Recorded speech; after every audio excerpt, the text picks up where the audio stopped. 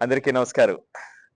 CBSE 10థ్ class రాస్తున్నటువంటి parents అంతా కూడా గత 2, 3 రోజుల నుంచి కూడా ఇంప్రూవ్‌మెంట్‌కి ఏ సబ్జెక్ట్‌లు అప్లై చేయాలి? అసలు చేయాలా? వద్దా? అనేటువంటి డిస్కషన్ చాలా ఎక్కువ చేయడం జరిగింది. చాలామంది కాల్ చేయడం జరిగింది.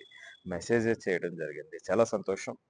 ఏదేమైనప్పటికీ వాళ్ళందరూ కూడా ఎవరైతే రాయాలనుకుంటున్నారో ఖచ్చితంగా అవకాశాన్ని ఉపయోగించుకోవాలి. కాకపోతే రాసిన తర్వాత అది వాళ్ళకి కొంత కాన్ఫిడెన్స్‌నివ్వాలి. సో, దానికోసమే మనం చాలా సలహాలు ఇవ్వటం జరిగింది. ఈరోజు లాస్ట్ డేట్ ఏప్రిల్ 20థ్. సో, ఒకవేళ ఈరోజు మనం చెయ్యకపోతే రేపు, ఎల్లుండ 21, 22 ఫైన్‌తో, లేట్ ఫీతో ఇంకొక 2 రోజులుంది. కానీ ఈరోజు కంప్లీట్ చేయటం మంచిది. సో, కాబట్టి ఎవరైతే ఇంప్రూవ్‌మెంట్‌కి పంపించాలనుకుంటున్నారు. ఆల్రెడీ మీరు డిసైడ్ అయ్యారు. ఒక సబ్జెక్టా, 2 సబ్జెక్టులు, 3 సబ్జెక్టులు అనేటువంటిది వద్దు అనేటువంటిది నాకు జనరల్‌గా నేను చెప్పేటువంటి సలహా. ఎందుకంటే ఈ తక్కువ రోజుల్లో వాళ్ళు ఎఫర్ట్ పెట్టడం అనేటువంటిది కొంచెం కష్టతరమైనటువంటి పని.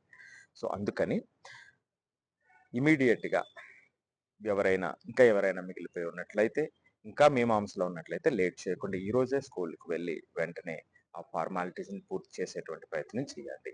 సో, రేపు, ఎల్లుండి లేట్ ఫీతో అవకాశం ఉంది. సో, మరొక్కసారి అందరికీ కూడా సెకండ్ అటెంప్ట్ చేస్తున్నటువంటి పిల్లలందరికీ కూడా wish you all the best.